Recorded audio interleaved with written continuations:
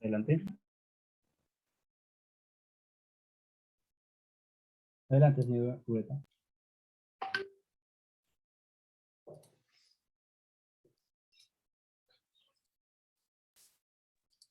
Ya podemos iniciar.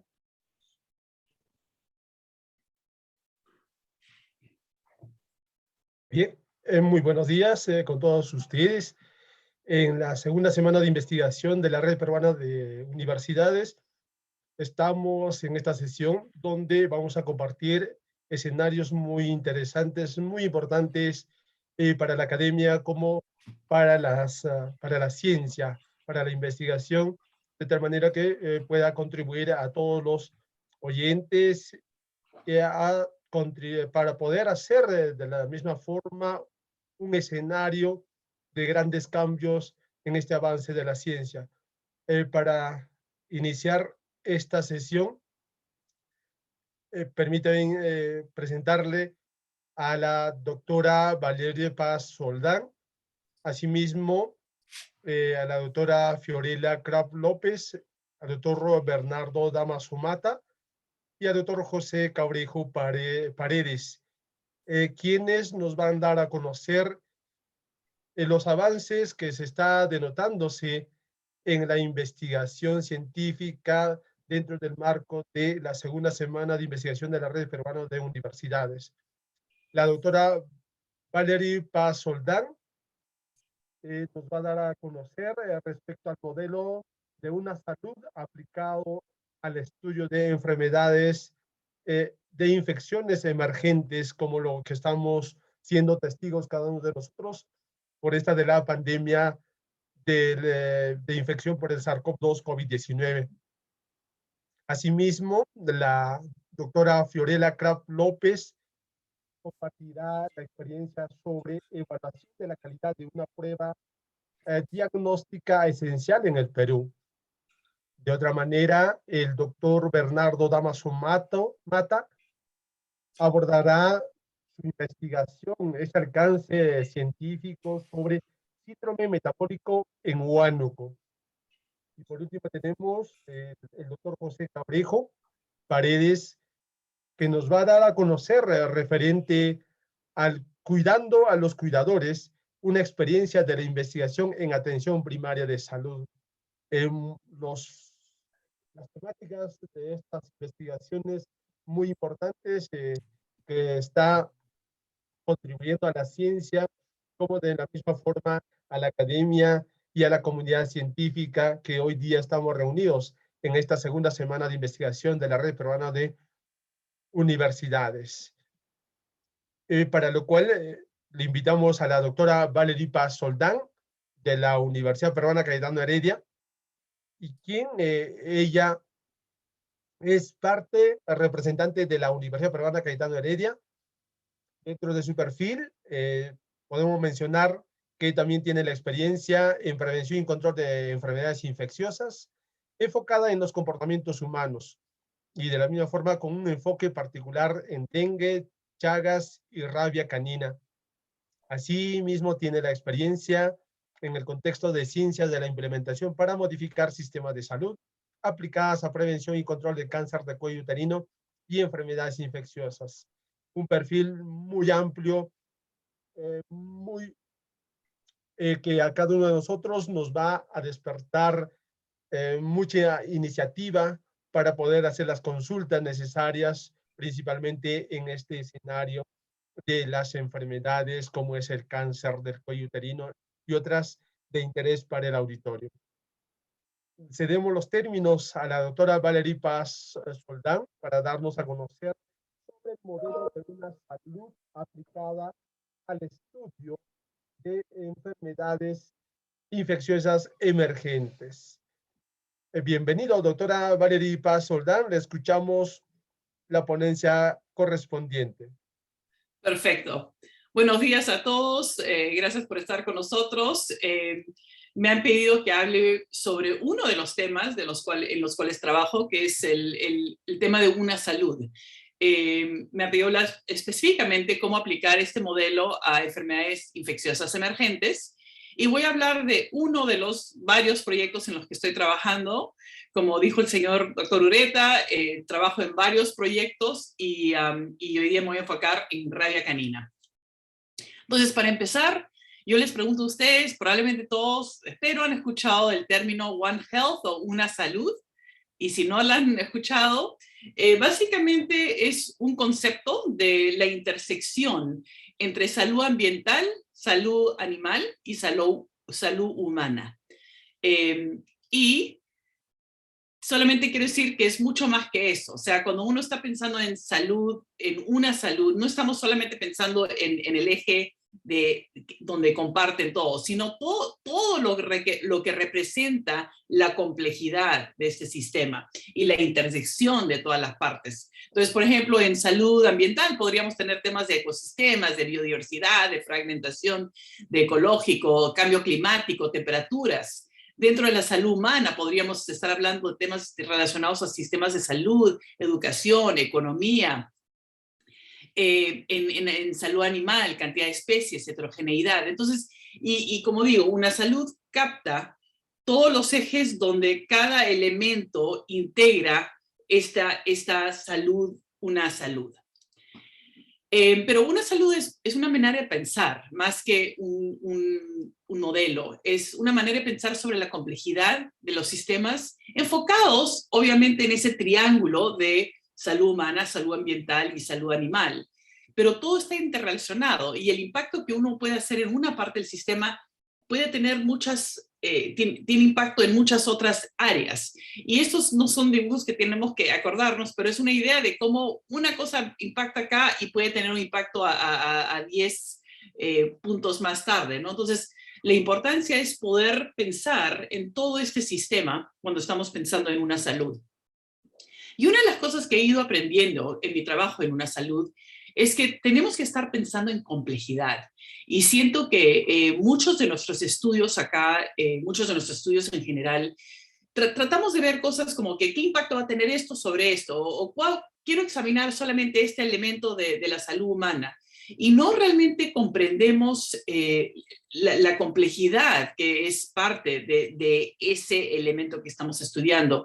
Cuando me presentaron y hablaron de, por ejemplo, el proyecto de cáncer cuello uterino que estoy haciendo, efectivamente, estamos cambiando un elemento del modelo, pero todo tiene ramificaciones, tiene impactos en el nivel de hospital, en el nivel de nivel primario, en la capacitación de las personas en el sistema, en que las usuarias entiendan, etcétera. Entonces, de nuevo, les he puesto acá algunas palabras que para mí las asocio cuando estoy buscando literatura sobre complejidad. Algo que ustedes podrían estar, si están interesados en el tema, estar pensando, ¿no? ¿Qué es soft systems thinking, que es un pensamiento sistémico, no lineal, non-linear thinking, caos, complex adaptive systems, interrelaciones y ecología. Solo para darles algunos ejemplos. Entonces, el ejemplo que les voy a dar es uno que venimos estudiando desde 2015 en Arequipa. Este año han habido 56 casos de rabia de este año. Y podríamos decir, tal vez este es un eje de salud animal, ¿verdad? Si han estado prestando atención, se dan cuenta que no es solamente salud animal. Veamos. En marzo de 2015 se detectó el primer caso de un perro con rabia, y lo mostramos acá. Esta es la topografía de Arequipa, y se vio un perro acá, justo cerca de una de las torrenteras, y en la parte azul es el río. Al mes o a la semana se vio otro perro, ¿okay?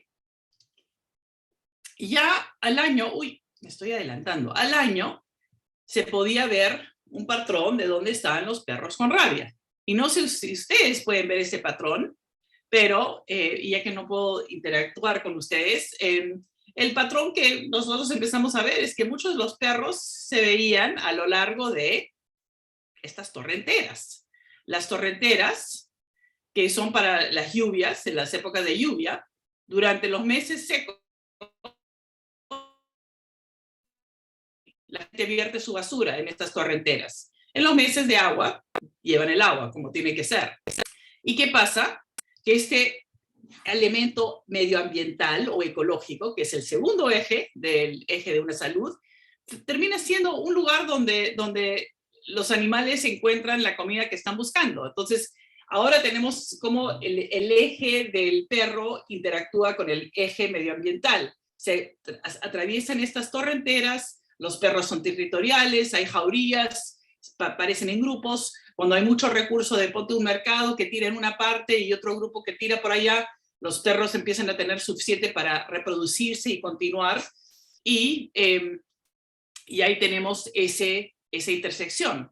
Pero también hay una intersección humana, ¿verdad? Primero, ¿quién tira la basura en las torrenteras? Pero hay otros elementos del rol y comportamiento humano. Y esto lo examinamos en un artículo que publicamos creo que fue en 2017-2018. Y voy a enfocarme un poco en uno de los temas que podría servir para control, que es la vacunación de los perros. O sea, que ahora estamos viendo el eje humano dentro de todo esto. Lo que vemos acá es otro artículo que publicamos que muestra que mientras más cerca son los puntos de vacunación a tu casa, más probable que vayas. Y mientras más se empiezan a alejar, menos probabilidad de que la gente vaya. Que tiene, en muchos sentidos, tiene sentido, ¿verdad? Si te va a quedar muy lejos, más difícil llevar a tu perro. Pero fue mucho más que eso. Empezamos a examinar por qué la gente no vacunaba a sus perros. Y hicimos este estudio cualitativo, grupos focales. Y tenemos comunidades como esta, que están más en los cerros, y teníamos comunidades más como urbanas, donde las pistas están bien hechas, asfaltadas, un poco más fácil a los perros. Y lo que encontramos es que hay muchísimas barreras al comportamiento humano que lleva a que el perro vaya a vacunarse. No hay tiempo, no es prioridad, la distancia, como ya mencioné en el artículo previo. A veces llegan y la campaña ya cerró, hay largas colas, hace calor, la barrera acá geográfica de tener que bajar cuando es difícil, ¿no? La gente nos decía, me enteré cuando ya había terminado, llegué, agarré mi perro, salí corriendo y ya no había nadie, ¿no? Pero también hay otros elementos dentro del programa de vacunación. Por ejemplo, dificultad de llevar al perro. Si es difícil llevar a un perro, imagínense la gente que tiene 5 perros, ¿no? Entonces acá vemos una persona que está tratando de amarrar a su perro. Segundo, la mayoría de los tenentes de perros no tenían correas para sus perros. Entonces, algunos muy creativos hicieron correas hechas de bolsas, otros con dificultad, ¿no? Y además de eso, muchas veces hay desorden y peleas cerca de las zonas de vacunación que complica aún más el tema. Entonces también empezamos a ver cierto desinterés, falta de conciencia, algunos lo ven con perros guardianes, fáciles de reemplazar, desconfianza en la campaña, desconfiaban de la calidad de las vacunas, desconfiaban de la autoridad y capacidad del personal. No sé si les está empezando a sonar un poco a lo que estamos viendo ahorita con COVID, ¿no? Desconfianza en la calidad, que como han estado en el sol, que como son parte de un sistema público, que no sé si ha vencido, que por eso las están usando. Y creencias diversas. Por ejemplo, decían que los perros chuscos se enferman menos que los finos, que no necesitan vacunarse. Otros decían que los finos son difíciles de reemplazar, o sea que a los chuscos, a los finos los vacunan, a los chuscos no. Entonces, todas estas creencias, pero también la vemos ahora con COVID, ¿verdad? Yo me cuido, yo soy fuerte, yo tomo vitaminas, no necesito vacunarme. Entonces, de nuevo, este comportamiento humano y cómo se relaciona la vacunación. Y acá un comentario, alguien nos dijo, tu perro, ¿no? Que estaban caminando y preguntó a la persona, ¿tu perro muerde? Mi perro no muerde mucho. Bueno, imagínense que te digan eso. Otros comportamientos humanos relacionados a la vacunación. La falta de conocimiento sobre la campaña. Una pobre organización, no se enteran de las campañas, no saben el día, la hora, el lugar. Una falta de publicidad, salen con megáfonos a avisar que hay una campaña y a veces solamente en la tercera vuelta escuchan todo el mensaje completo. Pero a la misma vez también a veces confundían a la gente, porque decían, por ejemplo, vacune a su perro, vaya al centro de vacunación que se ubica en tal sitio, y para los que tienen su perro en el techo, por favor, pónganles agua. Entonces la gente hacía la asociación entre, uy, si está en el techo, le va a dar rabia, o si está en el techo con el calor, ahí es cuando les da rabia. Entonces hicieron una asociación completamente indebida, ¿no? Y de nuevo hay comportamientos humanos relacionados a la tenencia de los perros. Por ejemplo, la gente que vivía en algunos hogares bastante precarios hablaban de que cuando su perro estaba en celo, la dejaban afuera porque si no los perros se metían por el techo o hasta les rompían las paredes para meterse a sus casas. Entonces, había un rol de dueño, el rol humano, de que algunos tienen sus perros en el hogar, otros en el techo, otros los dejan en la calle todo el día y los traen en la noche. Y por lo tanto, de nuevo, su manera de vacunar a sus perros variaba en qué rol, si era de mascota o era guardián, si era uno que habían encontrado en la calle y pueden fácilmente reemplazarlo, o si era el que trataban como mascota. Cuando les preguntamos en una encuesta cuántos habían sufrido de mordeduras de perros en el último año, 10% de la población nos dijo que habían sido mordidos en el último año. O sea que es una suerte por ahora, nomás, que no hayamos estado viendo casos de rabia en humanos, porque realmente tenemos una situación que aún no se controla.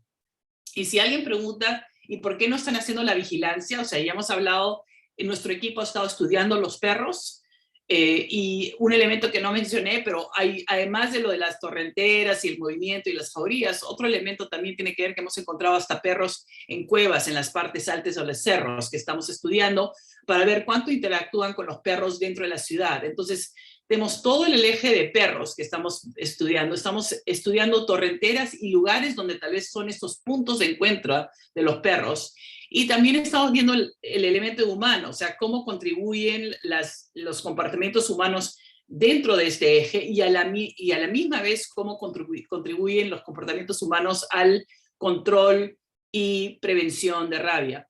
Y hay un elemento más, que es el del sistema de salud. Deberíamos tener vigilancia, ¿verdad? Pero hay varias barreras. ¿Cómo ponemos metas y en base a qué? ¿Cuál es el incentivo de encontrar casos? Hay ¿cómo es? Pago por resultados, el PPR, donde si tú muestras que estás haciendo una buena labor, te aumentan el pago o pagan al sistema. Pero entonces, ¿qué pasa con la gente que está encontrando casos de rabia en su localidad? ¿Es bueno o es malo? Si encuentran perros, ¿es porque están encontrando perros y eso es excelente, o es malo porque al encontrar el perro están mostrando que hay rabia en su distrito, ¿no? Y como digo, si encuentro perro, ¿me hace parecer que no estoy haciendo bien mi trabajo o al revés? ¿En qué distrito queda la torrentera? Hay muchos casos de los perros que se están encontrando en la misma torrentera. Entonces nadie quiere ser el que encuentra en su distrito y dice que es del otro distrito. El perro pertenece al distrito del costado. Entonces, y de nuevo, es un trabajo. En este momento, para hacer esta vigilancia, requiere que se corte el cuello del perro para poder llevarlo al laboratorio, y es un trabajo bastante brutal y potencialmente peligroso también. Entonces, para terminar, porque estoy pronto de terminar, quería pensar sobre cómo aplica lo que acabamos de hablar con lo que tiene que ver con COVID, ¿no? Voy a darles 3 segundos para pensar cuáles son los elementos ambientales cuando estamos pensando en COVID-19. Si quieren, hasta pongan algunos comentarios en el chat, ya que no puedo hablar con ustedes directamente. A ver. ¿Cuáles son algunos elementos ambientales de COVID-19? Pónganme ahí en el chat. Bueno, como nadie está contestando, voy a seguir adelante. Clima, ¿ok? ¿Algo más? Clima que podría determinar si es que estamos adentro o afuera. Humedad. Han hablado de humedad. Lluvias, bueno, creo que cuando estamos ahí entrando, ambiente cerrado. Si estamos en ambientes cerrados, ¿ok? Calor, ventilación, muy bien. Ok, entonces hay factores ambientales que sí podemos, si queremos reducir la transmisión de COVID, ¿qué hacemos? Vamos a lugares abiertos, con buena ventilación, ¿verdad? Evitamos lugares donde está bien cerrado, ¿no? Ok, pensemos en el elemento de animal. ¿Cuáles son algunos elementos de la salud animal que han afectado lo de COVID? A ver, voy a ver las palabras que me ponen por ahí.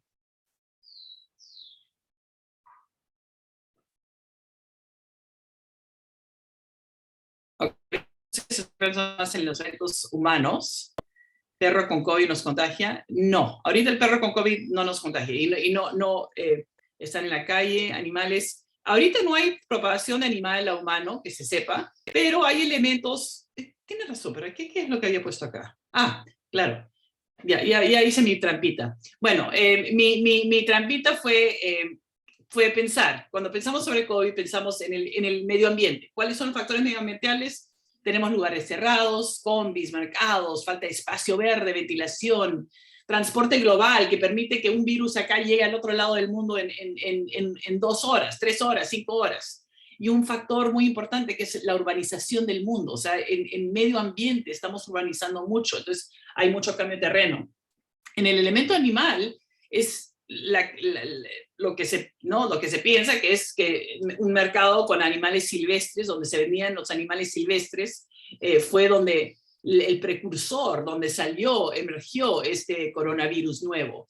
Hay mucho cambio de uso de suelos, personas que están viviendo al borde, acá vemos, personas viviendo al borde de un bosque, por ejemplo, y en contacto con animales silvestres o vectores o zoonosis que podrían ser nuevos. Entonces, de nuevo, acá ves la intersección de una salud, la persona del bosque y el animal silvestre, o la persona que va al bosque y consigue animales silvestres para venderlos en un mercado donde podría emerger estos virus. Y finalmente tenemos el elemento de COVID-19 con las personas, que es el contacto. Aunque te digan que te quedes en tu casa, en tu cuarto, sin ver a nadie, hay un elemento social de todos los humanos que queremos estar juntos, que queremos vernos, y por lo tanto, a pesar de todas las medidas, estamos en contacto con uno y el otro. Temas de vacunación, que son muy parecidos a los que he hablado con Rabia.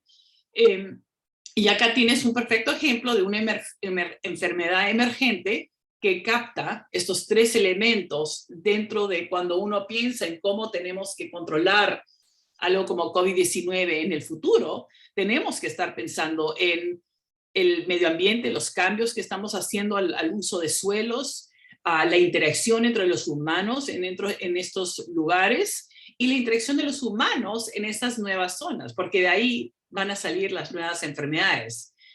Y solo porque quería compartir esto, o sea, futuros estudios sobre enfermedades infecciosas emergentes. O sea, acá hay 2 artículos de The Lancet que están llamando a una respuesta de One Health para COVID-19, o otra que está diciendo, ¿será posible que el crisis de COVID-19 haga que una salud emerja como un importante enfoque que tenemos que tener para cualquier enfermedad emergente?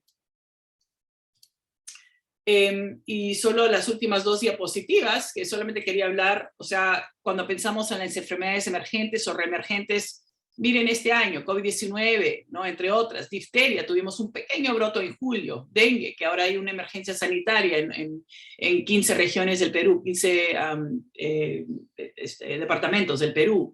Van a seguir habiendo diferentes enfermedades mientras, de nuevo, el calentamiento global, que hace que la gente se mude, haya migración de humanos, entren a lugares que antes han estado deshabitados por humanos, estén en contactos con nuevos vectores y huéspedes de patógenos infecciosos.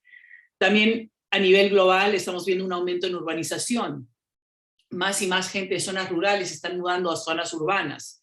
Esto facilita pandemias, porque una vez que entra el patógeno o llega el virus o el patógeno a una ciudad, hay una densidad poblacional que permite que se esparza fácilmente la transmisión.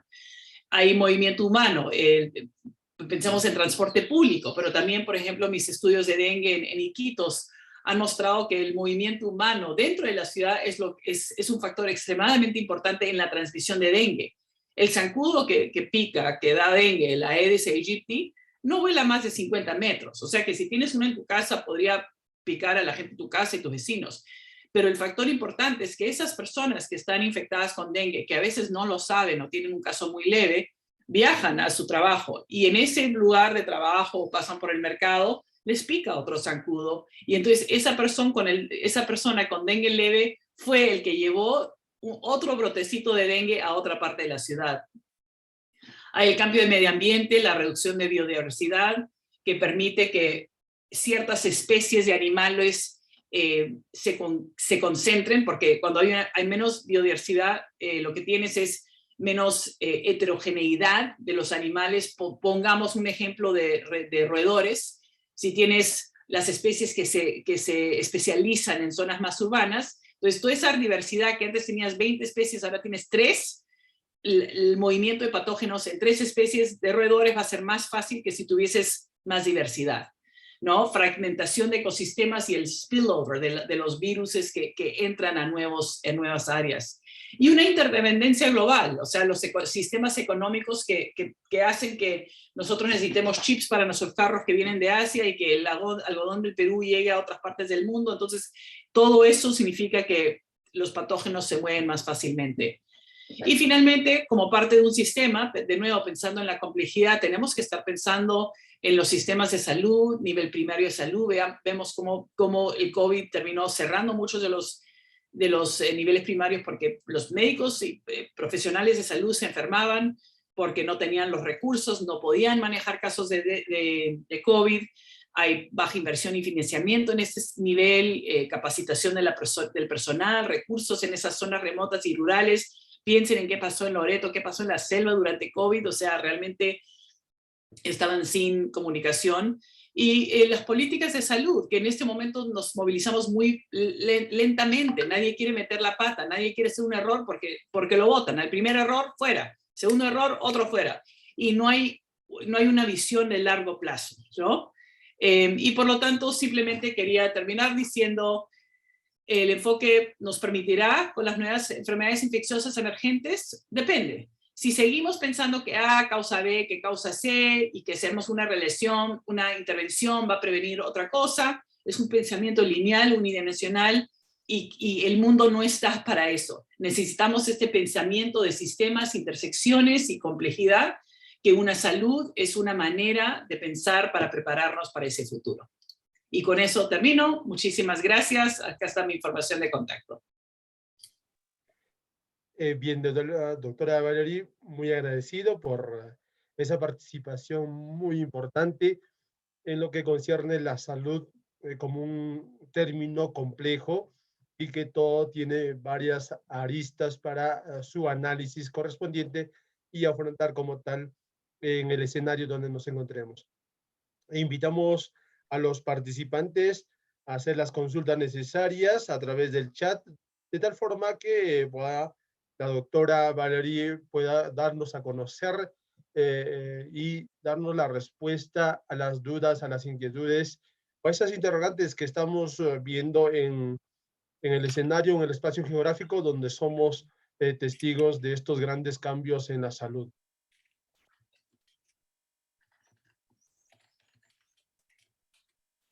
Estoy contestando una de las preguntitas que tenía que ver. Creo que confundí un poco con lo de COVID y rabia.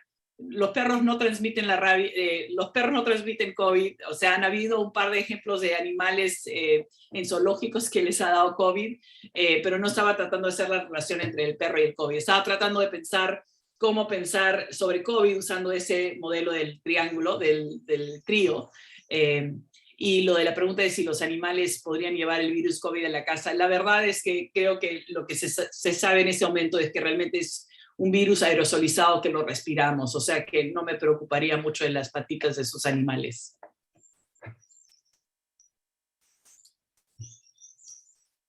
¿Alguna otra consulta de parte del auditorio? Me preguntan sobre lo de dengue. Sí, realmente para todos mis proyectos tratamos de usar esta visión global, o sea, la interacción entre el ser humano, el vector, y para esto trabajamos con diferentes disciplinas, o sea que es una buena pregunta. Por ejemplo, para dengue trabajamos con modeladores matemáticos, ecólogos, geógrafos, entomólogos, yo, científica social. Entonces tenemos un grupo muy diverso y con eso traemos lo mejor de nuestra disciplina a este grupo para pensar sobre soluciones, para pensar sobre prevención, para pensar sobre la transmisión. Entonces siempre trato de trabajar con un grupo donde nos complementamos, donde lo que yo puedo ofrecer es diferente al otro para que podamos primero aprender, porque a mí me encanta seguir aprendiendo, pero segundo, complementar las disciplinas que traemos.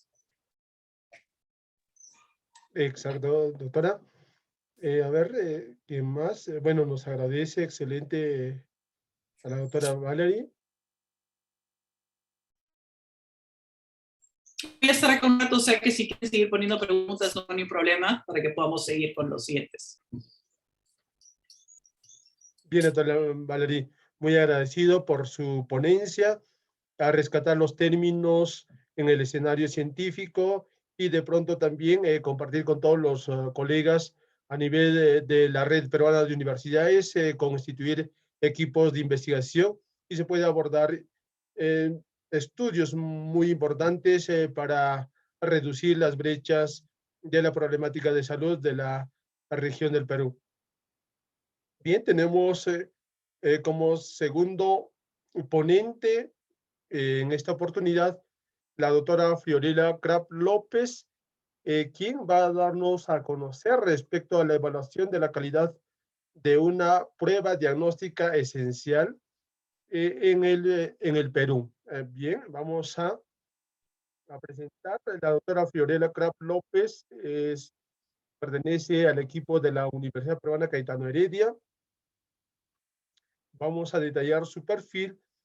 Ella es médico formada en la Universidad Peruana Cayetano Heredia, especialista en enfermedades infecciosas por Northwestern University y magíster en investigación clínica por la misma universidad, docente de la Facultad de Medicina e investigadora asociada del Instituto de Medicina Tropical Alexander von Humboldt de la Universidad Peruana Cayetano Heredia, quien nos va a dar a conocer la evaluación de la calidad de una prueba diagnóstica esencial en el Perú.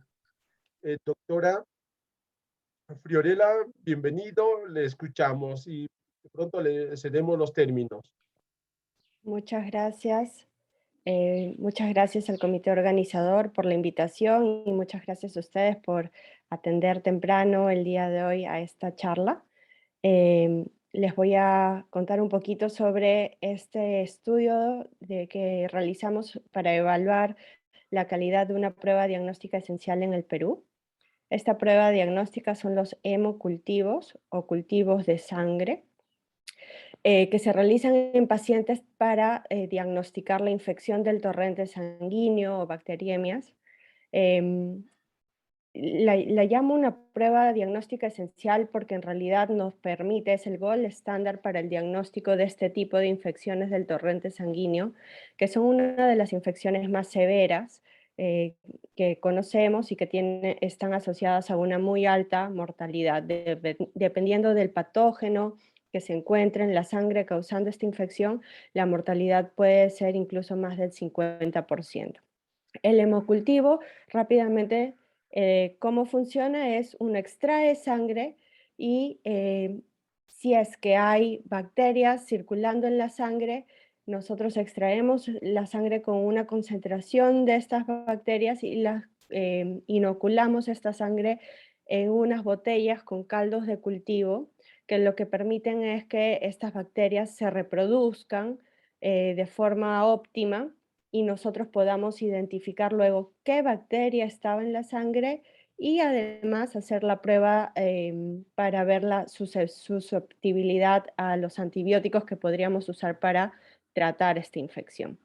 Ya es altamente conocido que un paciente que tiene sepsis, que se encuentra severamente enfermo a causa de estas infecciones del torrente sanguíneo, le va a ir mejor si es que tenemos esta guía, este diagnóstico que nos dice tiene tal bacteria y estos son los antibióticos que mejor funcionan contra esta bacteria, ¿no? Entonces, su utilidad en el manejo de pacientes graves es enorme, pero además tiene otras utilidades que en el contexto de la emergencia de la resistencia antimicrobiana a nivel global, se va haciendo cada vez más evidente. Nosotros necesitamos comenzar a usar racionalmente los antimicrobianos.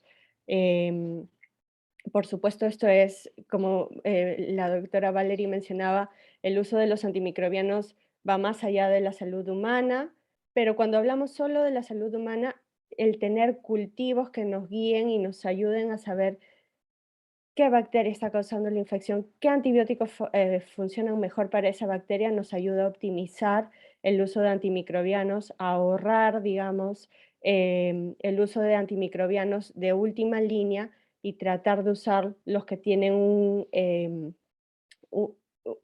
espectro mucho más enfocado a la bacteria que queremos tratar. También es realmente importante para ayudarnos a realizar la vigilancia de la resistencia antimicrobiana, y en los últimos años hay cada vez más esfuerzo a nivel global por uniformizar cómo cada país realiza esta vigilancia, cómo monitorea cuánto de resistencia hay en los distintos patógenos que cada vez van adquiriendo más y más resistencia. Y los hemocultivos son una de las muestras prioritarias que se monitorizan a nivel global para tener resultados comparables entre países. Por esto es que la calidad de los hemocultivos es importante. Necesitamos que esta prueba diagnóstica sea de alta calidad. ¿Y a qué me refiero cuando digo alta calidad?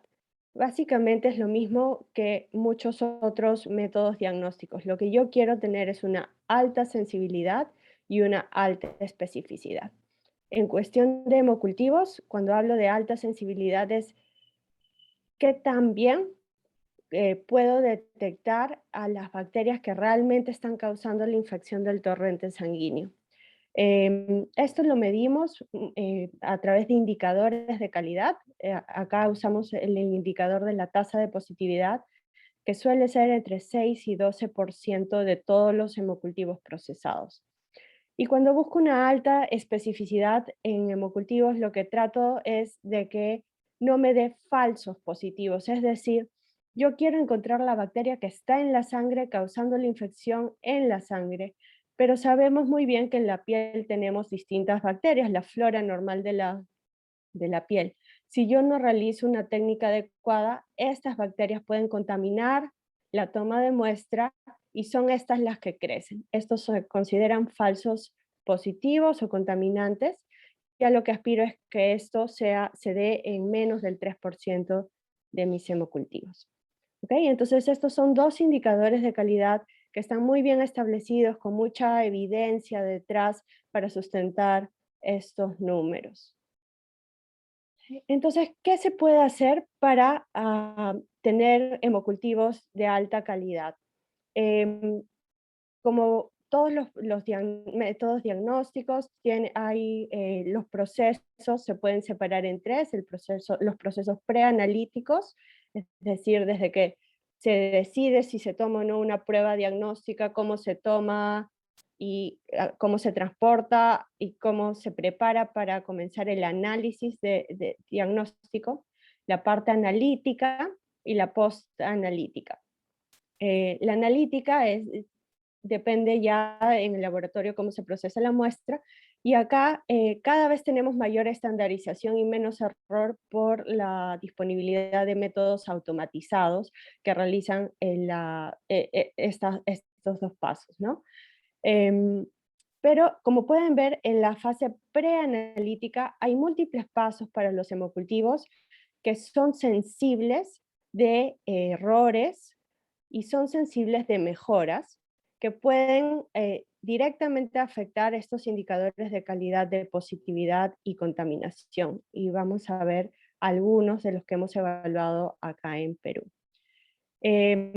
Por todo esto que les conté, la importancia y la disponibilidad de indicadores bien estandarizados para monitorizar la calidad de hemocultivos, es que nosotros planteamos este proyecto. Queríamos evaluar cuál es la calidad de los hemocultivos realizados en hospitales del Perú, y lo que hicimos fue un estudio prospectivo. En realidad han sido una combinación de 4 estudios con 16 hospitales de tercer nivel. Estos son los hospitales generalmente más grandes de cada región del Ministerio de Salud, del MINSA, y algunos de salud, en donde generalmente se hacen las referencias de las personas, digamos, de los pacientes que requieren mayor nivel de atención. Como pueden ver en este mapa son 16 hospitales y algunos participaron de solo un estudio y otros de los 4 estudios. Otra vez, ¿qué hicimos? Lo que queríamos ver en general era cuál es la tasa de positividad y contaminación en todos los hemocultivos procesados en estos hospitales, pero además vamos a ver cómo están los indicadores de calidad dentro de la fase preanalítica para ver qué se puede mejorar. Y nos enfocamos en 3. Vimos primero cuál es el uso de hemocultivos, los médicos que tratan a los pacientes, qué tan frecuentemente usan hemocultivos en pacientes que deberían tener hemocultivos. Luego vimos si es que se adhieren a las guías internacionales, digamos, sobre cuántas botellas de hemocultivos se deben de tomar y el volumen de sangre que se debe de tomar, ya que esto directamente impacta en la capacidad del hemocultivo de detectar o no la bacteria. Y en el transporte, ¿no? Si hay una demora en el transporte, la capacidad de esa bacteria por recuperarse puede disminuir o puede alterarse el resultado por contaminación. Entonces nos enfocamos en estos 3 indicadores preanalíticos y en estos 2 globales. Y lo que les voy a mostrar es que en el primer estudio, que fue un estudio de prevalencia puntual en pacientes hospitalizados, lo que se encontró es una alta, evaluamos 11.000, acá falta un 0, 11.600 pacientes hospitalizados en 10 hospitales que participaron en este estudio. De estos, 58% estaba recibiendo algún tipo de antibiótico, y de estos, el 87% tenía criterios para tomarse un hemocultivo. Sin embargo, lo que encontramos fue que en realidad había una baja utilización de los hemocultivos. Solo 2 de cada 3 pacientes, 2 de cada 3 pacientes que requerían hemocultivo no llegaron a tenerlo, es decir, un tercio realmente tuvo los hemocultivos. Y acá en esta tabla, que está bastante cargada, lo que les quería mostrar es que hay ciertas diferencias en cuanto a quiénes tienen más hemocultivos y quiénes menos, según sus indicaciones. Los neonatos, por ejemplo, si tienen criterios para tener hemocultivos, tienen menos oportunidades perdidas que adultos. Y en las salas de cirugía es donde más oportunidades perdidas para toma de hemocultivos se ven, ¿no? En algunos casos cerca del 90-100%. Entonces, además, en todos los hemocultivos que sí se tomaron, vimos que 1 de cada 3 se tomaban después de al menos una dosis de antibiótico, lo cual disminuye también la capacidad del test para recuperar a la bacteria, ya que la sangre sale con contenido de antibiótico que no permite el crecimiento de la bacteria o un crecimiento adecuado. En cuanto al siguiente indicador, vimos estos dos, el cumplimiento con la cantidad recomendada de botellas y el volumen de sangre muestreado y el tiempo entre que se toma la muestra y se deja en la incubadora. Para esto hicimos un estudio transversal de 3 semanas y lo que hicimos fue todas las botellas de hemocultivo se pesaron vacías y luego de inocularse con sangre y se calculó por una fórmula el volumen de sangre inoculado. Y también se registró el tiempo entre que se tomaba la muestra y se dejaba en la incubadora para calcular el tiempo de transporte. En este estudio participaron 8 hospitales durante esas 3 semanas y se vigilaron 665 botellas, que fueron todas las botellas consecutivas procesadas de lunes a viernes. Y lo que se encontró fue que solo 18% de los hemocultivos tomados tenía un número adecuado de botellas, que es 2 o más. Había un alto porcentaje en donde solo se obtenía una botella, que es algo que en guías internacionales se desaconseja porque tiene muy baja sensibilidad y alta posibilidad de contaminación. Por En las botellas que se tomaron, además, solo 9% tenían el volumen de sangre correcto inoculado, que es para adultos, esto es en botellas de adultos, que es de 8 a 10 mililitros. Y el resto, en realidad, estaban muy por debajo del volumen, es decir, se extrae un volumen de sangre menor al recomendado por varios motivos, y básicamente se está disminuyendo la capacidad del diagnóstico para recuperar las bacterias porque se le está dando un menor número de bacterias son inoculadas en la botella.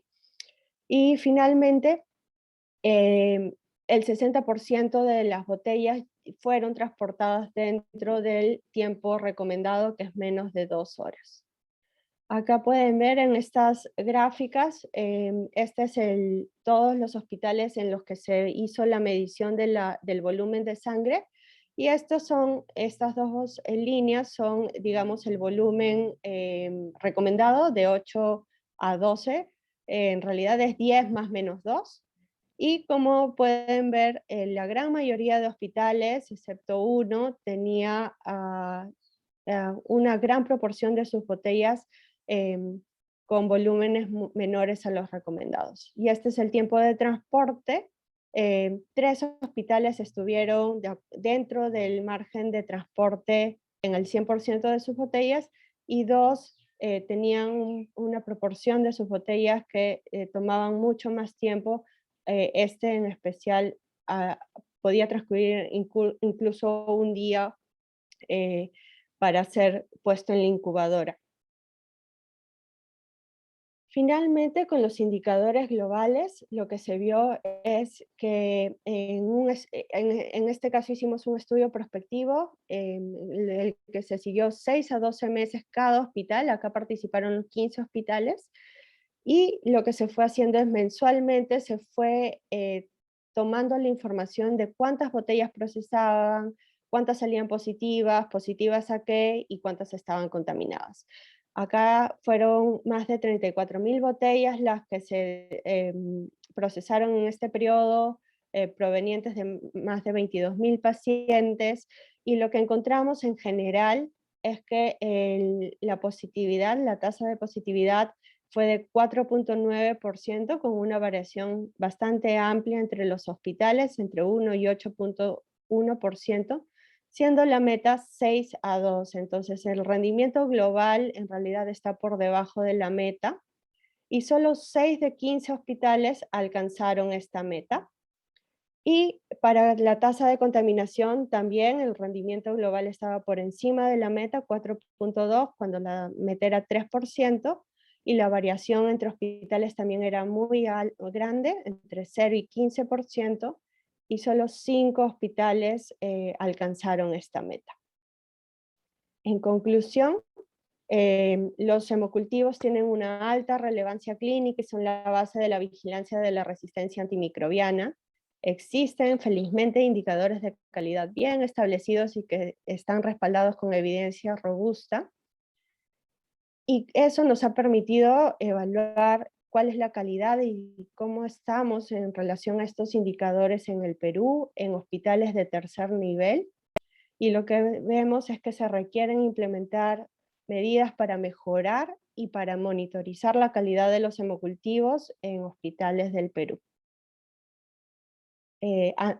Terminando, quiero agradecer al equipo que ha trabajado conmigo en estos estudios, la doctora García, doctora Rosana Rondón y Jan Jacobs, y a todos los hospitales que participaron de este estudio y que hemos formado una muy simpática relación de colaboración que espero dé fruto a mayores estudios en el futuro. Gracias.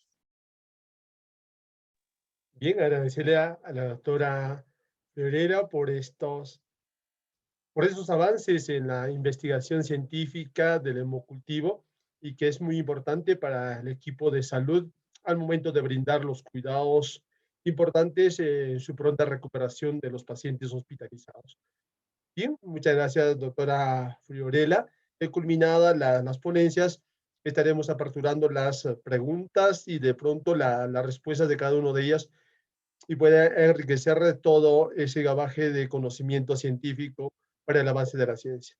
Bien, vamos a invitar en esta mañana al doctor Bernardo Damaso Mata, quien nos va a dar a conocer sobre un escenario muy importante sobre el síndrome metabólico en Huánuco.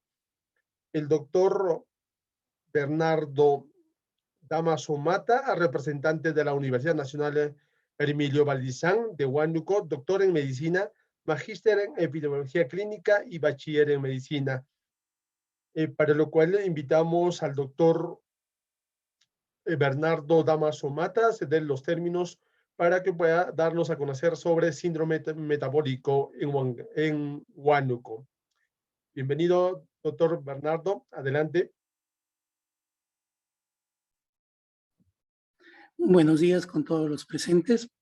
Primero quería agradecer a la Red de Universidades por invitarnos a participar en esta segunda semana de investigación. Y como representante y, bueno, docente de la Universidad Nacional Hermilio Valdizán, agradecer a todos los presentes. En el que hablaba pertenece a la Facultad de Medicina, la Escuela de Medicina, y en nuestra universidad estamos iniciando, en cierta manera, los temas de investigación y formando nuestras líneas de investigación.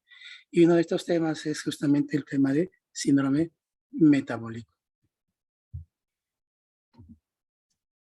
Bueno, el síndrome metabólico es un problema de salud pública a nivel mundial que ya hemos reconocido desde hace más de 100 años.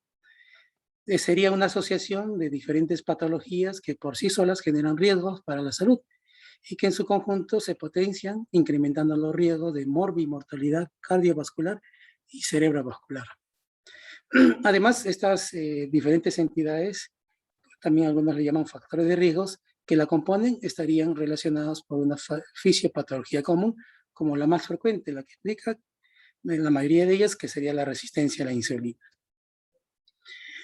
El desarrollo de este síndrome metabólico se produce con la combinación de factores genéticos y socioambientales, muy semejante a la primera exposición, donde el contexto, la integridad de las patologías la preceden y podrían desarrollarla. Pero aquí relacionados a los cambios de estilos de vida, como la sobrealimentación y la inactividad física, factores modificables. Sin embargo, existirían individuos genéticamente predispuestos a desarrollar este síndrome metabólico, que no es lo más frecuente, sino lo primero mencionado en relación a los estilos de vida. Se produce el aumento, la presencia de este diagnóstico, se produce el aumento de la incidencia de casos nuevos de diabetes mellitus, enfermedades cardiovasculares y cerebrovasculares. Las personas identificadas con este síndrome metabólico tendrían 3 veces mayores probabilidades de sufrir un ataque cardíaco o un accidente cerebrovascular, comparados con aquellas que no padecen este síndrome, o morir de cualquier otro motivo en una proporción de 2 veces más. Entonces, el síndrome metabólico es un problema de salud pública, al saber que también la primera causa de muerte en el mundo es las causas cardiovasculares. Y este no es un problema aislado o que solo se ve en algunas áreas, sino, como vemos acá, en Estados Unidos, en una última encuesta, o la más actual, establecen una prevalencia de 22.9%. En Europa, asimismo, también en una corte grande encontraron un 41%, siendo en hombres 41 y 38 en mujeres. Pero también vemos en otros países variadas proporciones o prevalencia, que pueden ir desde 18, 16% hasta 49%, como vemos ahí en Pakistán, en Malasia, Australia, Corea del Sur y de diferentes países mostrados ahí. En el mundo, el síndrome metabólico es un problema. Y Latinoamérica también, ¿no? En una revisión sistemática del 2011, ¿no? Vemos que la prevalencia general fue de 24.9, ligeramente más en mujeres respecto a los hombres, ¿no? Y la prevalencia en mayor cantidad eran en mayores de 50 años de edad. Entonces, en Latinoamérica también este estudio fue realizado en diferentes países, sobre todo grandes como Argentina, Brasil, Chile, Perú, y demostraron que sí, la prevalencia de esta enfermedad en Latinoamérica también es importante. En Perú también tenemos un estudio del doctor Pajuelo, donde encuentra a nivel de la población adulta un 16.8, siendo en Lima en un porcentaje mayor 20.7, y el resto de la costa encontró que era un 21.5. En un hospital distrital de Trujillo, Vista Alegre, en 2017, encontraron que la prevalencia era alta, 60.6%, y en mayor preponderancia entre las edades de 30 a 70 años. Y ellos usaron el criterio de ATP3. En la mayoría de estudios mencionados, el ATP3 es el más utilizado. En Huánuco no hubieron muchos estudios, hablo que hemos iniciado, y han habido algunos estudios pequeños en relación a ciertos establecimientos de salud. De ahí que nosotros nos planteamos, ¿no? En nuestro estudio, determinar la prevalencia y factores relacionados, sobre todo en la población de trabajadores activos de la región de Huánuco. ¿Qué materiales y métodos nosotros empleamos? El estudio fue un diseño de corte transversal, analítico, de un periodo aproximado de 3 meses. Se estudió la población adscrita a la red asistencial de e-salud en Huánuco, ya que era una población que podíamos tener acceso, ¿no? Para poder hacerles el seguimiento y poder conversar con ellos. El tamaño de la muestra fue de 620 individuos con una fórmula para prevalencia, con una prevalencia estimada de 20%, con precisión de 7%, un error tipo 1 0.05 y un defecto de diseño de 2.5, ya que consideramos varias zonas y ciudades, como vamos a mencionar en el siguiente párrafo, y se asumió una pérdida o no participación de un 10%. El muestreo fue no probabilístico, polietápico por conglomerados, no considerando estas instituciones, no los establecimientos de salud, en las poblaciones tanto de Huánuco, Amarilis, Tingo María, Ambo, Payaco, Baño, la Unión, Yata y Panao, hacia las ciudades más grandes de la región Huánuco. Como dice ahí, ningún participante fue captado en los establecimientos de salud. Los criterios empleados fueron el ATP3 armonizado, como vemos ahí. También se empleó también el criterio de la IDF. Entonces, tenemos una prevalencia de acuerdo a cada uno de estos criterios. Y considerando el criterio diagnóstico de la circunferencia abdominal, de acuerdo al componente étnico o raza, siendo para nuestro estudio varones más de 90 y mujeres más de 80 para el diagnóstico de síndrome metabólico. En el ATP3, de los diferentes criterios, la combinación de 3 o más nos hace el diagnóstico, mientras en el IDF prima el diagnóstico abdominal y más otros 2 diagnósticos. Los criterios de inclusión fueron varones más de 18 años, vivir más de 6 meses en las ciudades sujetas a estudio, siendo de exclusión estar en mal estado de salud con necesidad de intervención médica inmediata, tener un trastorno mental, ser gestante, sujeto con incapacidad para obtener el peso y talla, encarcelados o reclusos que no eran permitidos su evaluación. Se realizó una distribución proporcional en la población asegurada en cada participante. Se trató de seguir la misma distribución de cada ciudad, de ahí que Huánuco sea la que tenga la mayor cantidad, y después proporcionalmente al número de habitantes. Se verificó la acreditación de aseguramiento, como dijimos, son pacientes asegurados. Si cumplían con los criterios de inclusión y exclusión del estudio, fueron invitados para participar, ¿no? Previa firma del consentimiento informado, ¿no? En caso de no aceptación, se escogió el siguiente paciente en forma aleatoria simple para completar el tamaño de muestra requerido. Esto en el establecimiento o institución donde fue considerado los pacientes. El análisis o recolección de los datos demográficos y clínicos se empleó una ficha. Se tomó una muestra en ayunas, ¿no? De cada paciente, fue transportado según las medidas estándar. Se determinó el colesterol total, el HDL, la glicemia y triglicéridos, según los métodos mencionados ahí, y un analizador Roche Hitachi 911 ACN 249. Las variables consideradas fueron la variable dependiente del síndrome metabólico, su presencia o ausencia. Variables independientes, el índice de masa corporal, el índice de cintura-cadera, la edad, el sexo, el grado de instrucción y la ocupación. La tasa de prevalencia se calculó considerando como numerador los casos del síndrome, tanto para el diagnóstico de ATP3 y IDF, y siendo el denominador la cantidad total de asegurados o participantes evaluados. También se consideró según la tasa de prevalencia ajustados a 1000 asegurados. Bueno, la prueba estadística se empleó cuadrado para las variables categóricas y para las variables de distribución normal del t-Student.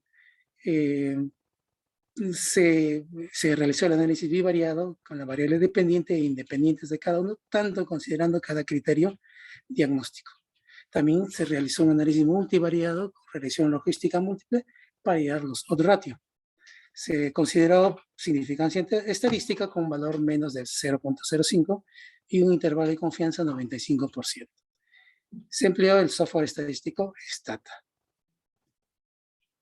El estudio también contó con la aprobación de los comités de ética de investigación de salud y de los comités de ética e investigación de la Universidad Peruana Cayetano Heredia, así como ambas instituciones aprobaron el consentimiento informado realizado antes del estudio. En relación a los resultados,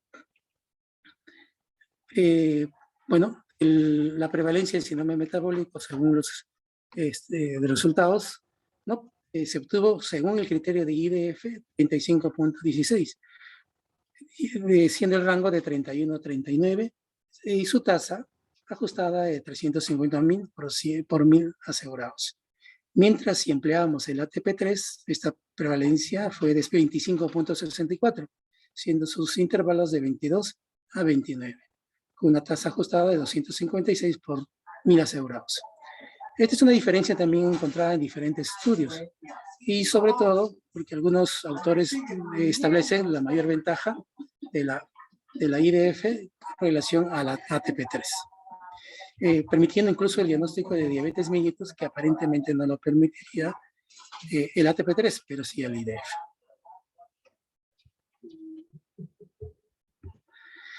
En la primera tabla, como vemos acá, observamos que la edad fue de 45 más menos 9 como desviación estándar, sobre todo población económicamente activa, muy semejante a otros estudios. En cuanto al sexo o género, el femenino fue ligeramente mayor al de los masculinos. En cuanto a ciudad, como dijimos, fue proporcional a la cantidad de habitantes en cada una de ellas, de ahí que Huánuco haya sido la de mayor proporción. El grado de instrucción, en su mayoría tuvieron algún grado de instrucción, la mayoría superior, secundaria completa, primaria completa, probablemente por el tipo de población donde se ha elaborado pacientes asegurados. Y en la ocupación se dividió en dos grupos. Se dicotomizó los no profesionales y profesionales, siendo los no profesionales en mayor número. En cuanto a las características demográficas, y también estableciendo aquí ya ciertos significancia, acá consideramos la IDF, ¿no? De acuerdo a la IDF, el diagnóstico de síndrome metabólico o no, el sexo o el género fue significativo. En cuanto a la ciudad, Huánuco. En cuanto al grado de instrucción, tener instrucción no superior y el grado de ocupación no profesionales. Hay bibliografía que justamente afirma esta postura, ¿no? O estos hallazgos, que esas variables son significativas. Sin embargo, en la ATP3 vimos que el género perdía la significancia.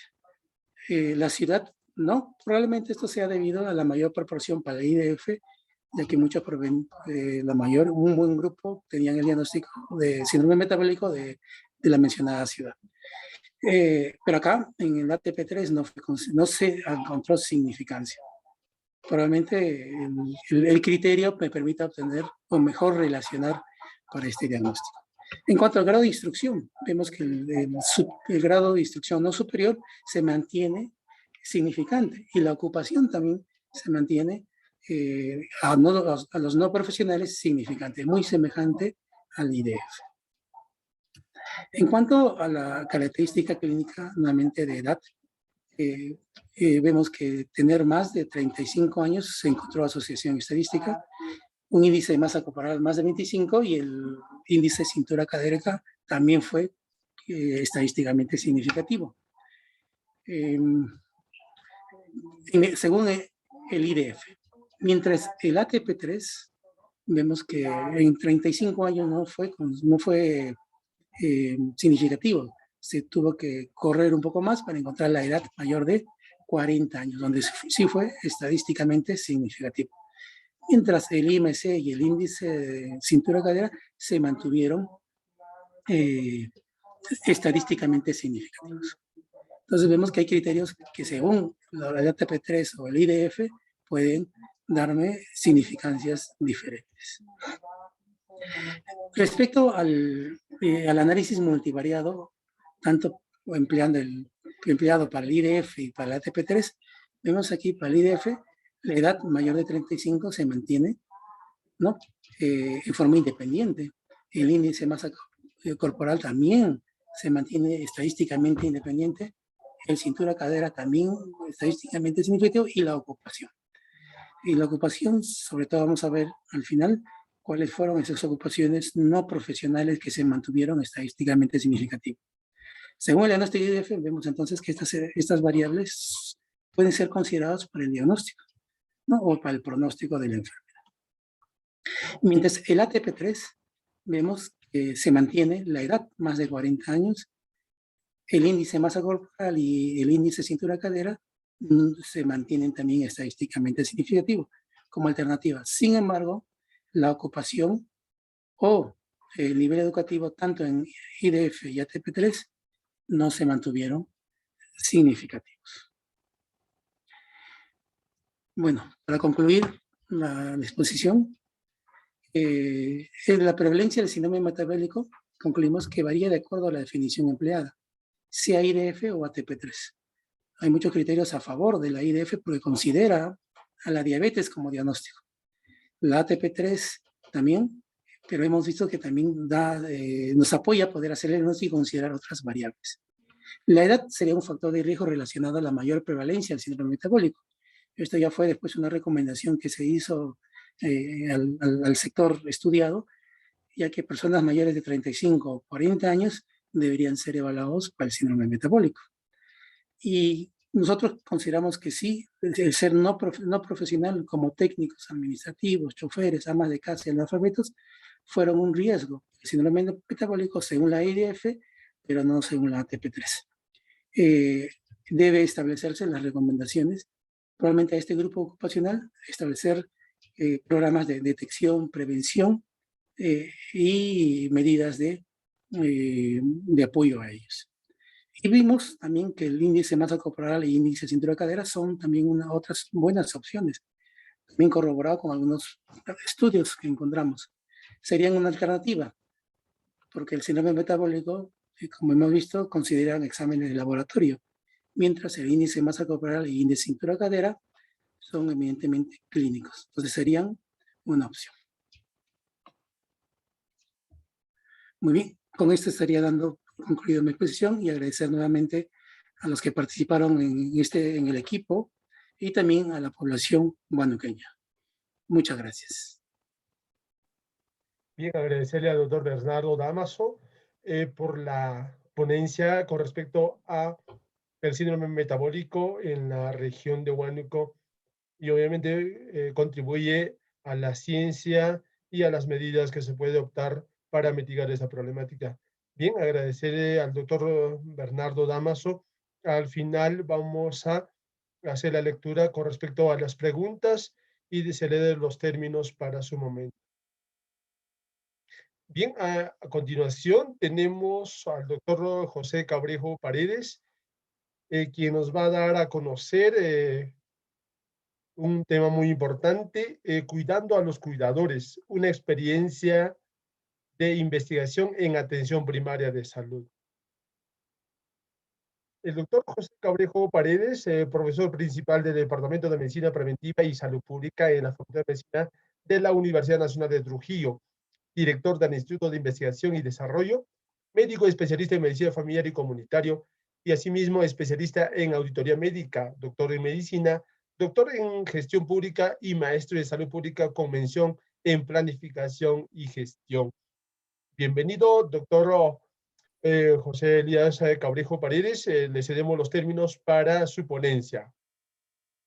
Gracias, doctor Raúl Ureta. Muchísimas gracias a la Red Peruana de Universidades por esta invitación. Voy a pasar a exponer la temática que ha sido propuesta para esta mañana. Efectivamente, la experiencia que voy a exponer es una experiencia de atención primaria en salud relacionada a cuidar a los cuidadores. Muchas veces estamos orientados a los pacientes, pero no estamos orientados hacia el entorno, hacia la familia a quienes cuidan.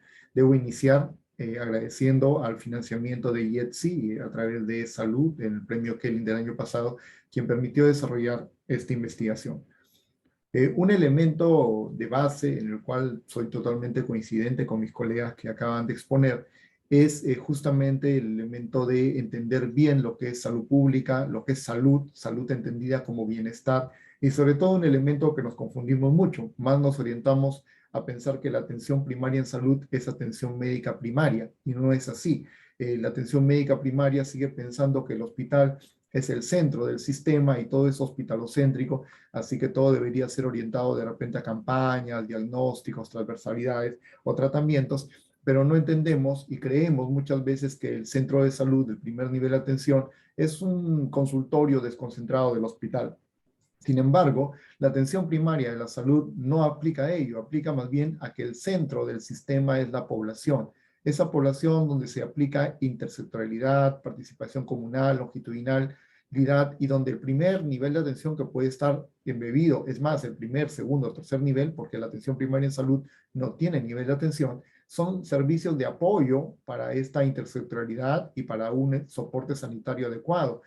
Donde sale ya este hospital como centro del sistema, y más bien es un modelo donde estamos basados en la fortaleza de capacidades poblacionales.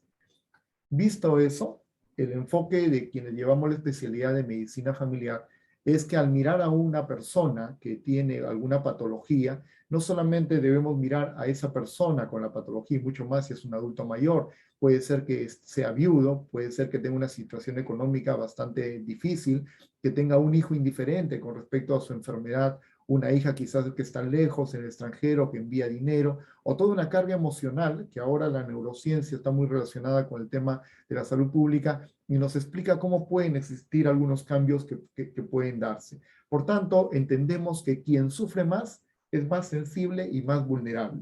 Eso hace que esta persona, que nosotros de alguna manera hemos llamado paciente, pero realmente es una persona que tiene un problema de salud, y uno de esos problemas de salud es la enfermedad, porque miren ustedes todos los problemas de salud que también tienen, esa persona puede estar expresando esta carga emocional a través de este entorno, a través de la pérdida de apetito, incremento del dolor, o a través también de una pobre adherencia a la medicación. Ya no deciden tomar el medicamento, no deciden continuar con cualquier tratamiento que sea, mucho más cuando tiene discapacidad y fragilidad. Es por eso que se hace muy importante entender esta interacción entre la persona con su familia y la familia con la comunidad. Es muy importante comprender que no estamos mirando un enfoque biomédico, sino un enfoque biopsicosocial. Mencionaron la complejidad, efectivamente, el bienestar, porque salud es igual que bienestar. El bienestar es algo altamente complejo, que no tiene relación solamente con una única visión. Es por ello que los puntos claves de la investigación operativa que realizamos durante un año en salud estaba relacionado a que lo que conocíamos sobre el tema y lo que podíamos aportar con este estudio. ¿Qué conocíamos sobre el tema? Que el cuidado de una persona con fragilidad y discapacidad genera sobrecarga en este cuidador primario. El cuidador primario es la persona, el familiar que cuida, que se encarga de cuidar directamente a alguien que tiene discapacidad o fragilidad en casa. Tener discapacidad o fragilidad en casa provoca una crisis familiar. Si la familia es funcional, se adapta, y si existe una disfuncionalidad, tiene serios problemas para adaptación. Pero sea la funcionalidad o no, esta persona que acompaña a la persona con fragilidad y discapacidad resulta teniendo una sobrecarga, una expresión física, una expresión psicológica, de un cambio en su estilo de vida, de un cambio en sus actitudes que lo hace cada vez más dependiente o interdependiente con la persona a la que está cuidando. Esta sobrecarga muchos autores la medió, por ejemplo, a través del test de Sarit, que se mide la sobrecarga del cuidador, pero existen otros test también que han sido validados para ello. Entonces, lo conocido sobre el tema es que este cuidador tiene sobrecarga. Lo siguiente es que en tiempos de pandemia esa sobrecarga se incrementó tremendamente y se ha venido incrementando, mucho más cuando teníamos los grandes picos de la ola, que es donde se realizó el estudio.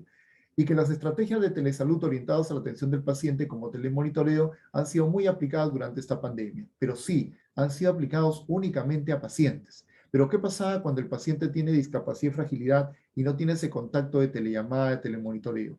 Entonces, lo que este estudio aporta, porque es el primer estudio que plantea estrategias de telemonitoreo no dirigido a pacientes, sino dirigido a cuidadores primarios.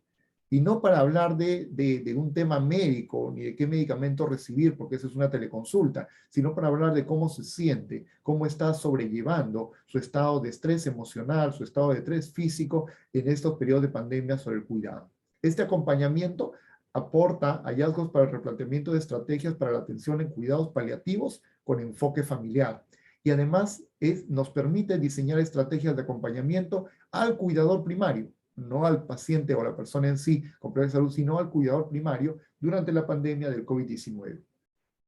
Entonces, este estudio fue realizado en el Centro de Atención Primaria 3 Metropolitano de Salud y su objetivo era determinar si el telemonitoreo disminuye la sobrecarga en el cuidador primario de pacientes con discapacidad y fragilidad pertenecientes al programa de atención domiciliaria de este establecimiento de primer nivel de atención. Me acompañó y estoy muy feliz y orgulloso de que mi residente, la doctora Giovanna Navarro Rosell, es residente de medicina familiar, con quien hemos realizado la autoría de este trabajo de investigación. Un diseño de estudio cuasi experimental no controlado. Al ser cuasi experimental, lógicamente tuvimos que seleccionar adecuadamente la muestra con 56 cuidadores primarios de pacientes con discapacidad y fragilidad. La intervención se desarrolló en consejería y monitoreo al cuidador primario 2 veces por semana vía telefónica. Ojo, hablamos de consejería y monitoreo, no de atención médica ni de teleconsulta, sino de telemonitoreo y asesoramiento y acercamiento al cuidador primario. Y hacíamos también 2 veces al mes videollamadas en reuniones. Esto ha sido realizado por médicos de atención primaria, como vamos a mostrar en los siguientes esquemas. ¿Qué mediciones principales hemos hecho a lo largo del estudio? El nivel de sobrecarga del cuidador lo hemos medido a través del cuestionario SARIT al inicio, al mes y a los 2 meses de iniciar la intervención, y se calculó la prevalencia de ausencia y presencia de sobrecarga en el cuidador, además evaluando estos cambios con la prueba NEMAR y complementamos con la técnica de Bootstrap, como lo vamos a ver más adelante. El financiamiento fue realizado a través del premio Kelling, que fuimos ganadores en el año 2020, y las palabras claves para poder hacer este estudio han sido cuidadores, cuidador familiar, sobrecarga del cuidador y telemonitorización. Este ha sido el flujograma de selección de los participantes en este estudio.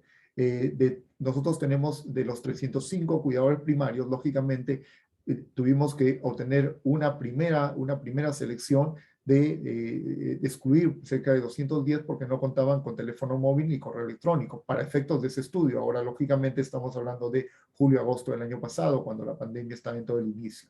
De estos 95 cuidadores primarios, se obtuvo la muestra al azar de 76, pero por motivos de financiamiento y llegar al estudio de algunas demoras, lógicamente tuvimos que perder hasta 20 cuidadores primarios porque algunos se negaron a participar luego en el estudio y otros, lógicamente, sus pacientes fallecieron.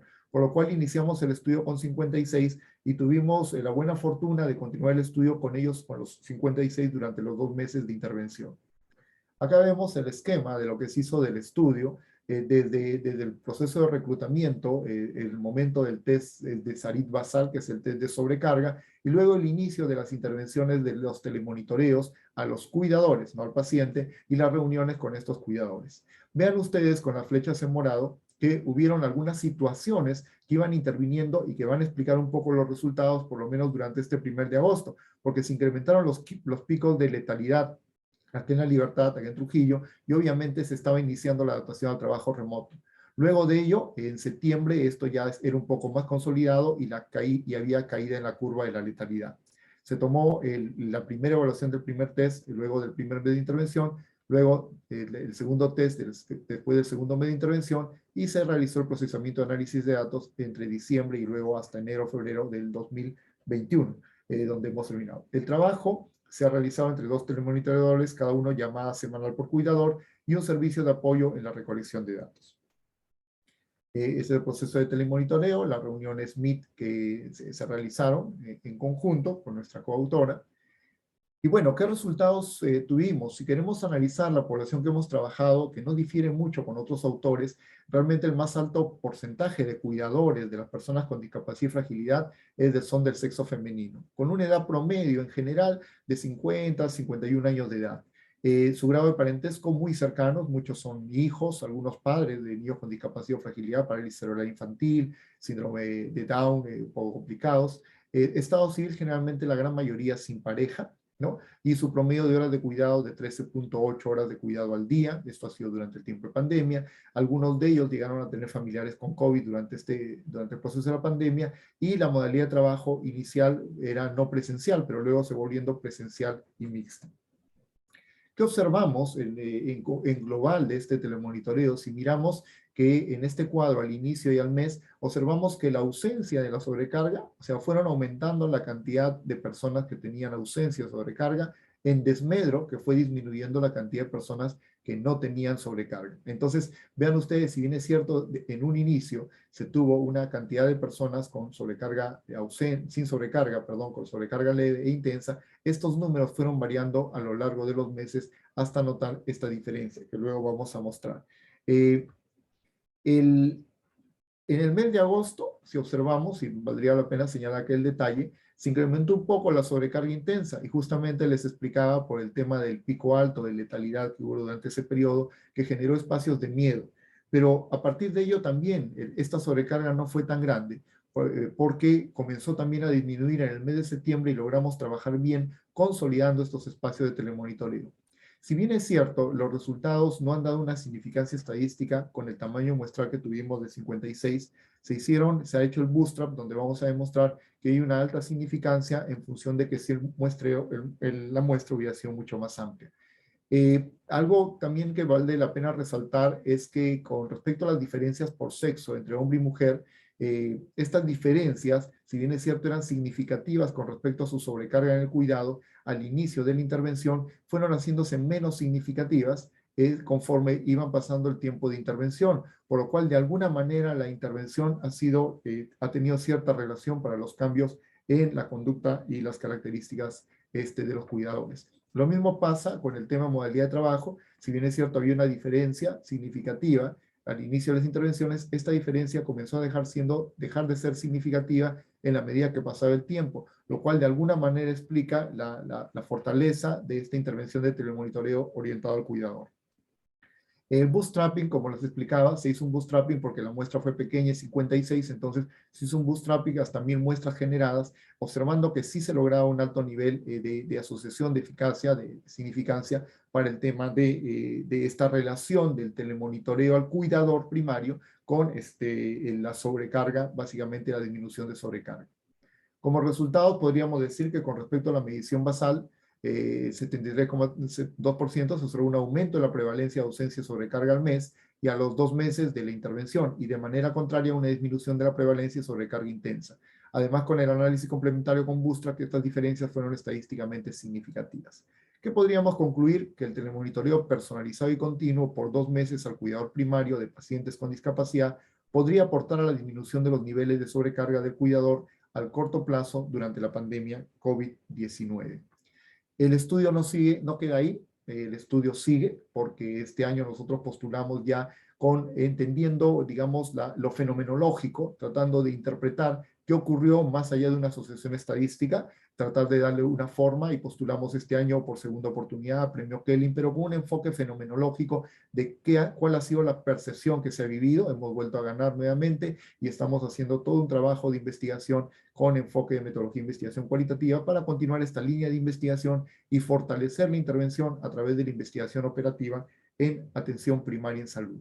Termino mi presentación agradeciendo a los miembros de mi establecimiento, el Centro de Atención Primaria 3 Metropolitano, quienes me apoyaron, definitivamente me han dado el soporte para poder llevar adelante mis estudios en el programa de atención domiciliaria, a IETSI por su apoyo, financiamiento en el desarrollo de mi investigación, y a la doctora Giovanna Navarro Rosell, quien es mi coautora, con quien hemos desarrollado este primer trabajo de investigación en atención primaria en salud, orientada a cuidados paliativos en los adultos, en las personas con discapacidad y fragilidad. Gracias a todos por su apoyo. Ahí está mi correo electrónico. He tratado de ser y optimizar el tiempo brindado. Muchísimas gracias.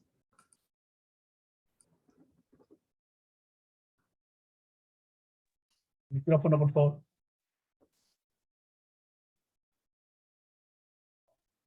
Señor Ureta, su micrófono, por favor. Perdón.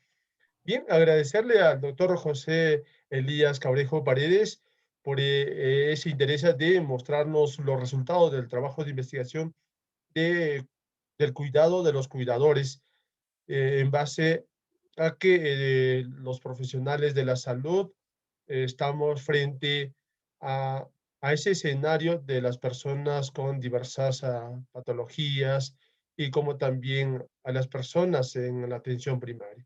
Bien, vamos a darles un espacio a la sala para que puedan formular las preguntas necesarias y puntuales hacia los ponentes. En el chat están felicitando a todos los ponentes por el gran aporte a la ciencia desde el marco de la salud humana. Asimismo, a la doctora Fiorella, el hemocultivo muy importante en la prestación de servicios de salud, al doctor Bernardo, los síndromes metabólicos, y al doctor José Elías, justamente de lo que se da el escenario del cuidado a los cuidadores, ¿no?, de la salud. Bien, si tenemos alguna consulta a través del chat, a la sala se les invita para que pueda darnos a conocer las inquietudes de las preguntas necesarias.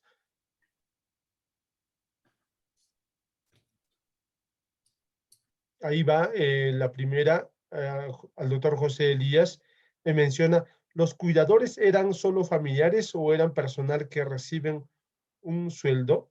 ¿Podría influir esta condición en los resultados? Efectivamente, muchísimas gracias por la pregunta. Hay una diferencia entre el cuidador asalariado y el cuidador primario en sí. El cuidador asalariado resulta ser un cuidador secundario, llamémoslo así. El cuidador primario es ese familiar directo o indirecto que no recibe ningún estipendio económico y que hace por un tema de familiaridad, de cercanía, o a veces, como vamos a ver en el desarrollo de esta investigación cualitativa, por ciertas características que la propia familia tiene, ¿no? Dice, ¿sabes qué? Encárgate tú, que nosotros estamos muy ocupados. Tú eres la soltera que quedaste del grupo, tú eres el que te quedaste solo y el que tienes que cuidar al que está mal. Entonces, ¿podría influir los resultados? Efectivamente. Por eso es que nosotros, debido a las bases teóricas de estudios que se realizaron en Europa, preferimos trabajar únicamente con cuidadores primarios, es decir, familiares directos o indirectos que tienen a cargo el cuidado de su paciente. En el caso de cuidadores de tipo secundarios o cuidadores asalariados, no, porque existe ese sesgo del pago para las condiciones de sobrecargo, no. ¿Valdría la pena hacer estudios de sobrecarga en cuidadores secundarios asalariados? Sí, pero hay características diferenciales. Gracias. Bien, se agradece al doctor José Elías. Para el doctor Bernardo, la siguiente pregunta. En el caso del síndrome metabólico, ¿el índice de masa corporal es un factor importante según el estudio? Porque los peruanos tienen su índice de masa corporal elevados. El doctor Bernardo. Sí, buenas. Gracias también por la pregunta. Sí, el índice de masa corporal sí es un diagnóstico importante. En el estudio lo demostramos y también la bibliografía hace mención. Los peruanos tenemos más índices, sí, de ahí que tenemos cierta variación étnica comparado con otras poblaciones. Incluso hay otras propuestas, por ejemplo la arequipeña, que menciona que el índice debe ser un poco más en los varones. Es importante, y solamente terminar, que aún está en estudio, ya que existirían ciertas diferencias étnicas. Gracias. Bien, agradecerle al doctor Bernardo por el aporte científico.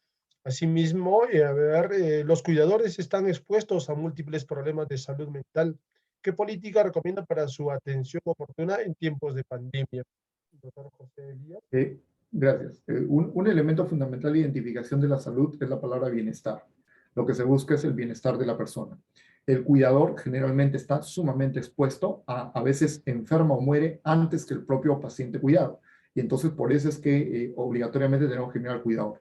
Algo que requiere definitivamente la persona humana es ser escuchada.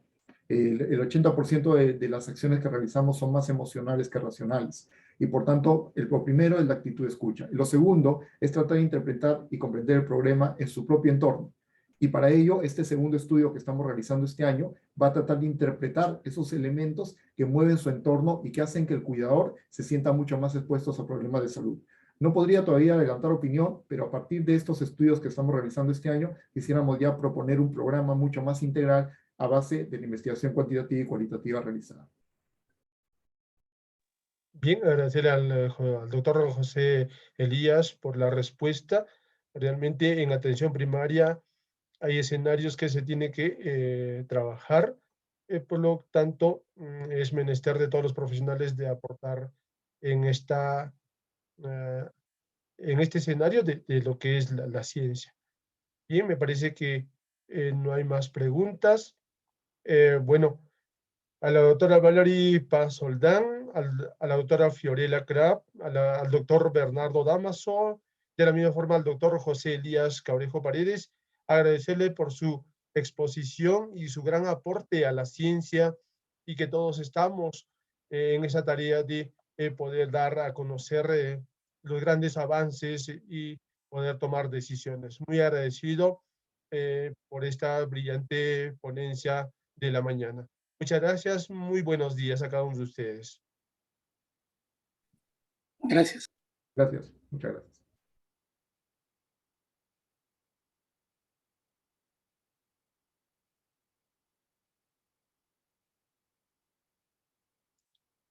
Bien, se agradece de la misma forma al equipo que nos está acompañando en esta segunda semana de la investigación, organizado por la Red Peruana de Universidades, y que estamos gustosos en escuchar y aportar a la ciencia y pueda contribuir a una mejor toma de decisiones en el escenario oportuno.